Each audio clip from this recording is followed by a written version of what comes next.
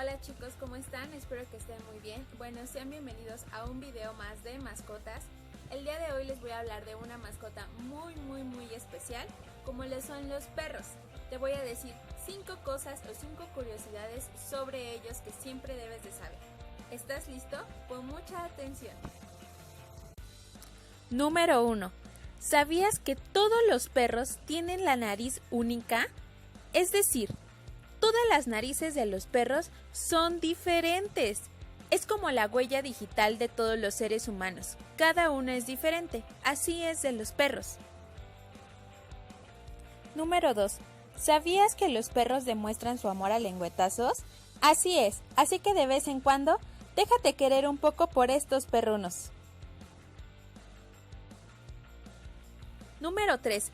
¿Sabías que el primer animal que voló al espacio fue un perro? Bueno, fue una perrita. Se llamaba Laika y fue el primer animal que logró llegar al espacio. ¡Guau! Número 4. Los perros son muy territoriales, por eso cada vez que ven algo extraño o una persona extraña, comienzan a ladrarle. Número 5.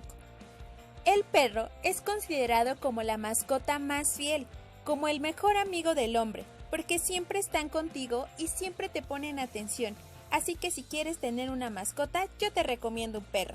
Bueno, ahora ya conoces más acerca de los perros. Si tienes una mascota que es un perro, ya sabes más acerca de ellos.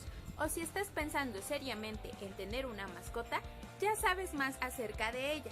Bueno, pues espero que te haya gustado. Nos vemos muy pronto para conocer otra mascota. Cuídate mucho. Adiós.